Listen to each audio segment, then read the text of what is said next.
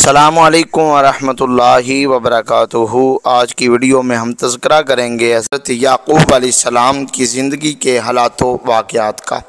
یاد رہے حضرت یعقوب علیہ السلام حضرت اسحاق علیہ السلام کے بیٹے ہیں۔ اس سے پہلے جو ہم نے ویڈیو بنائی ہے وہ ویڈیو ہے حضرت اسحاق علیہ السلام کی زندگی کے حالات و واقعات کے بارے میں۔ اگر ابھی تک وہ ہماری ویڈیو آپ نے نہیں دیکھی تو اس کو ضرور دیکھیے گا تاکہ آپ کو یہ بھی ویڈیو صحیح طریقے سے سمجھا سکے۔ تو آج کی اس ویڈیو کے اندر ہم بیان کریں گے حضرت یعقوب علیہ السلام جب حران باپ کے کہنے پر پہنچے تو وہاں اپنے خالو لابان کی بکریاں کتنا عرصہ چرائی، اور بکریاں چرانے کے عوض لابان نے اپنی کون سی بیٹی کا نکاح حضرت یعقوب علیہ السلام سے کیا، اور حضرت یعقوب علیہ السلام کو بنی اسرائیل کس وجہ سے کہتے ہیں، اور حضرت یعقوب علیہ السلام حران میں کتنا عرصہ رہے، اور حضرت یعقوب علیہ السلام پھر حران سے کیسے ہجرت کی، اور پھر حضرت یعقوب علیہ السلام نے اپنے بھائی سے ملاقات کیسے کی، اور پھر آپ نے بیت المقدس کو کیسے تعمیر کیا، اور پھر حضرت یعقوب علیہ السلام کا وصال کیسے ہوا، اور آپ کی قبر مبارک کہاں ہے۔ ان تمام سوالات کے جوابات آج کی اس ویڈیو کے اندر ہم آپ کو مکمل تحقیق کے ساتھ بیان کریں گے۔ حضرت یعقوب علیہ السلام اپنے باپ کے کہنے پر جب حران پہنچے تو آپ کے خالو لابان بھی وہاں پر رہائش پذیر تھے۔ ان کی دو بیٹیاں تھیں، بڑی بیٹی کا نام لیا اور چھوٹی بیٹی کا نام رحیل تھا۔ رحیل اپنی بڑی بہن سے زیادہ خوبصورت، حسین و جمیل تھی۔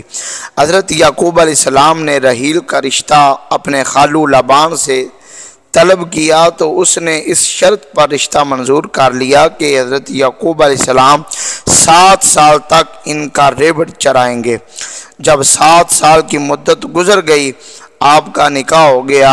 رات کو لابان نے اپنی بڑی بیٹی لیا کو حضرت یعقوب علیہ السلام کے ہاں بھیج دیا۔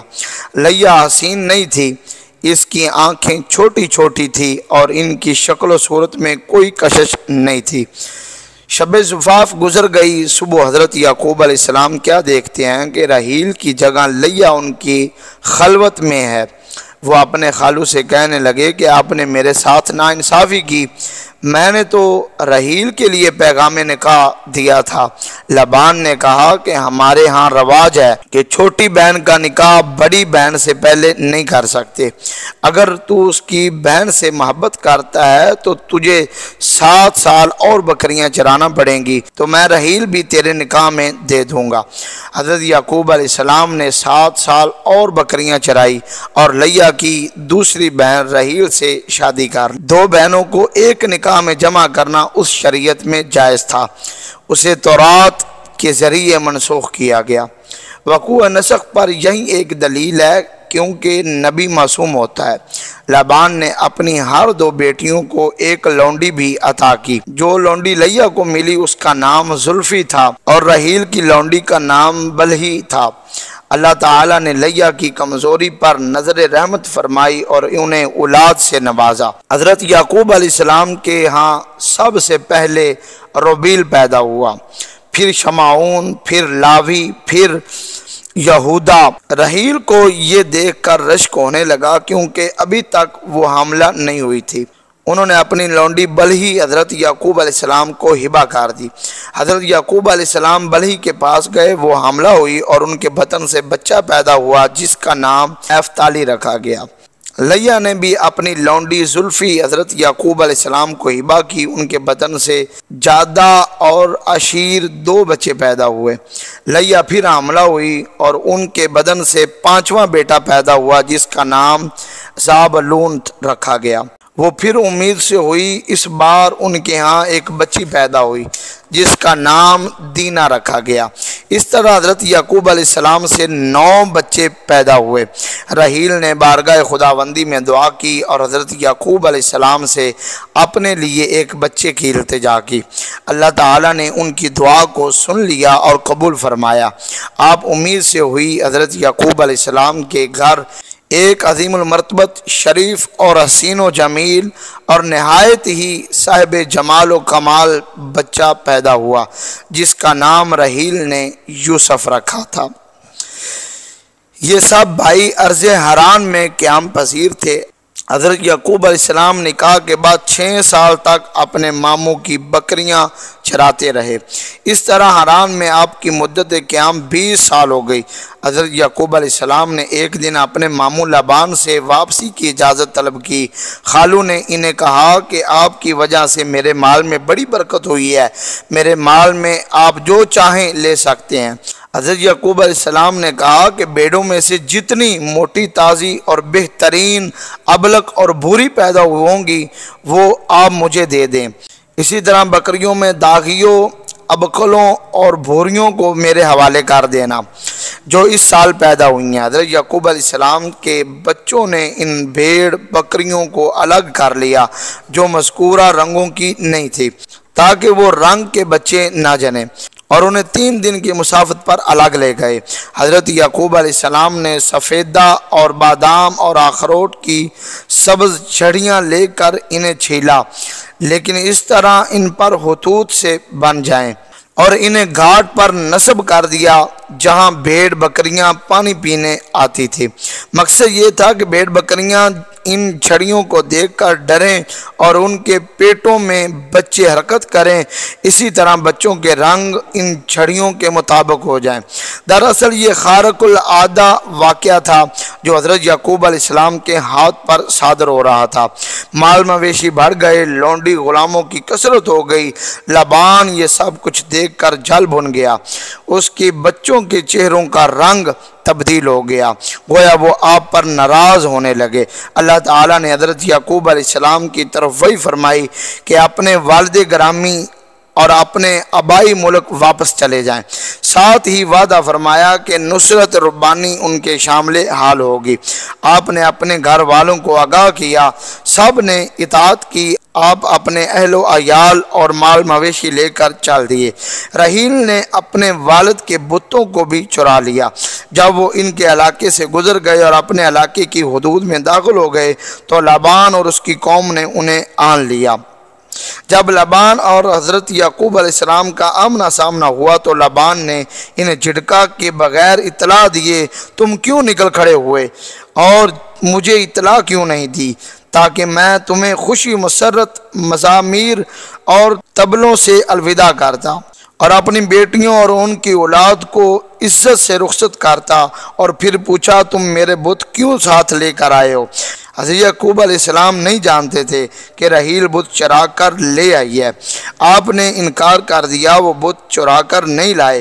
لابان اپنی بیٹیوں اور ان کی لونڈیوں کے خیموں میں داخل ہوا تاکہ بتوں کو تلاش کرے۔ رحیل نے اونٹ کی پالان کے نیچے انہیں رکھ دیا اور اس پر بیٹھ گئی۔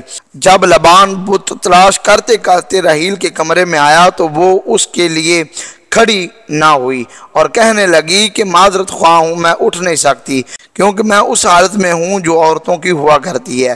لابان تلاش اور کوشش کے باوجود بھی بت تلاش نہ کر سکا۔ آخر دونوں یعنی لابان اور حضرت یعقوب علیہ السلام کے درمیان جلعاد نامی ٹیلے پر ایک معاہدہ طے پا گیا۔ معاہدہ یہ تھا کہ یعقوب اس کی بیٹیوں کو رسوا نہیں کرے گا، ان کے اوپر اور شادی نہیں کرے گا، اور اس ٹیلے سے نہ تو یعقوب آگے آئے گا اور نہ ہی لابان، یعنی دونوں کے درمیان یہ سرحد ہوگی۔ دونوں نے کھانا تیار کیا، پوری قوم نے ان کے ساتھ کھانا کھایا اور دونوں نے ایک دوسرے کو الوداع کر دیا اور واپس اپنے اپنے ملکوں کی طرف روانہ ہو گئے۔ حضرت یعقوب علیہ السلام جب ارض سعیر کے قریب پہنچے تو فرشتوں سے ملاقات ہوئی۔ فرشتوں نے مژدہ سنایا، آپ اپنی منزل پر پہنچنے والے ہیں۔ آپ نے اپنے بھائی عیسو کی طرف قاصد بھیجا اور خدمت میں بہت پیار و محبت اور عاجزی و انکساری کا اظہار کیا۔ قاصد واپس آ گیا اور اطلاع دی کہ عیسو 400 پیادوں کے ساتھ آپ کی ملاقات کے لیے آ رہا ہے۔ حضرت یعقوب علیہ السلام کو اندیشہ ہوا کہ کہیں عیسو لڑائی کے لیے نہ آ رہا ہو۔ آپ نے نماز ادا کی اور اللہ تعالیٰ سے نہایت ہی عاجزی و انکساری سے دعا کی اور عرض کی، الہی تو نے مجھ سے اپنی معیت کا وعدہ کیا ہے، اپنے وعدے کو پورا فرما اور مجھے میرے بھائی عیسو کے شر سے محفوظ فرما۔ हज़रत याकूब अलैहिस्सलाम ने अपने भाई के लिए तोहफ़े तैयार कर लिए, जिनमें 200 बकरियां, 20 बकरे, 200 भेड़ें, 20 मेंढे, 3 ऊँटनियाँ, 40 गायें, 20 बैल, 20 गधियाँ, 10 गधे शामिल थे।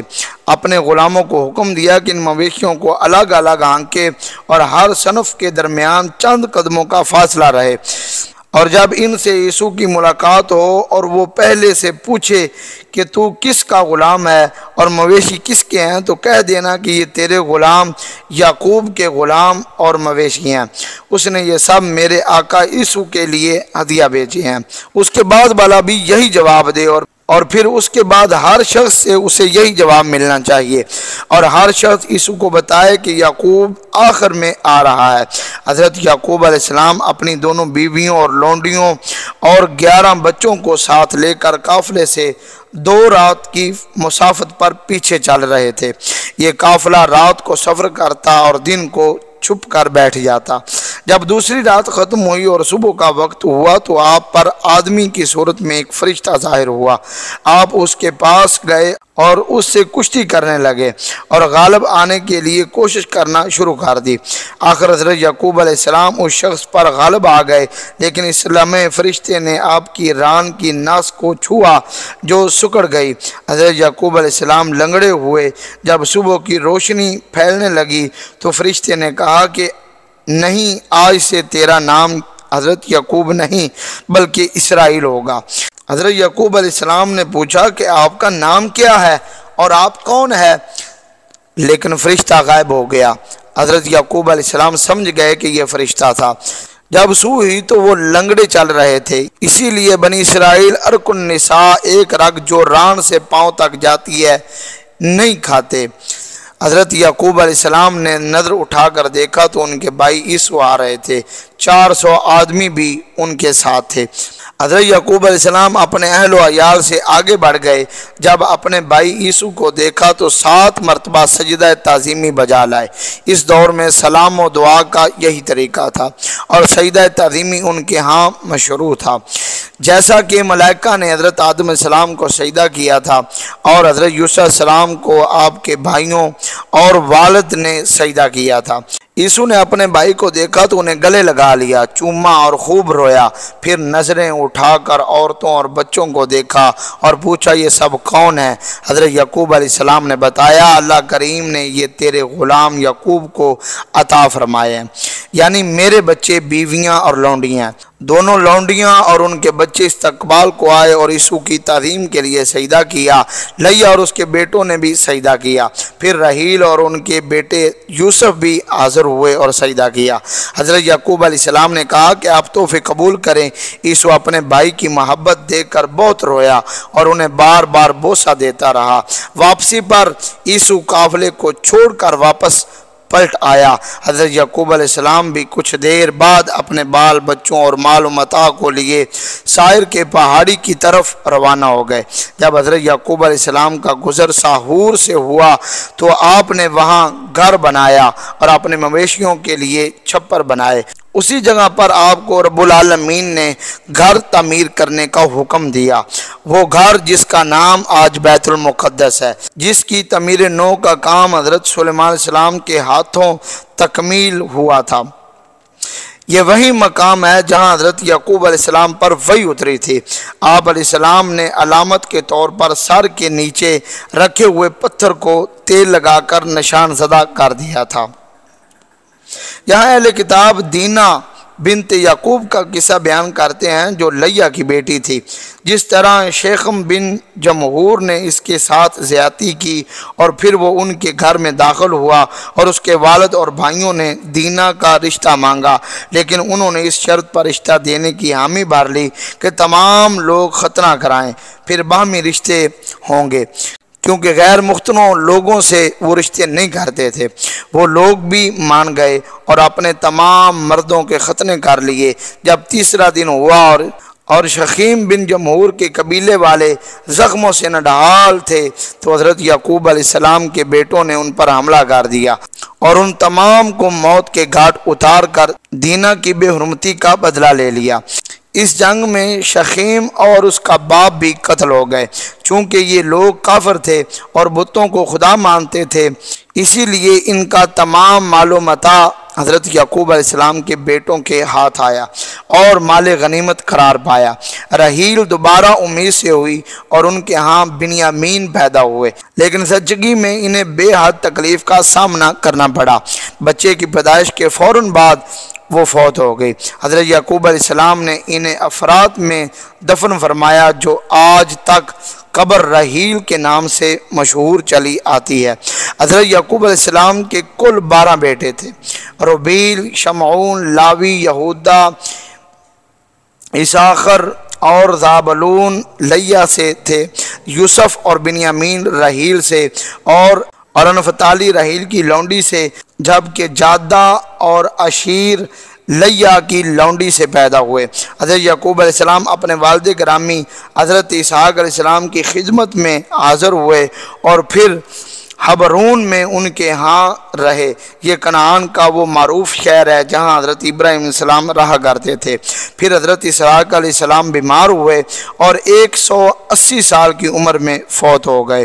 انہیں حضرت یعقوب علیہ السلام دونوں نے مل کر دفن کیا۔ ان کی قبر انور بھی اسی مغارہ میں ہے جو حضرت ابراہیم علیہ السلام کی تدفین کے لیے خریدا گیا تھا۔ حضرت ابراہیم علیہ السلام، حضرت اسحاق علیہ السلام کی قبریں ساتھ ساتھ ہیں۔ امید کرتے ہیں کہ آپ کو یہ ہماری ویڈیو اچھی لگی ہوگی۔ اپنے دوستوں کے ساتھ بھی شیئر کیجئے گا۔ والسلام۔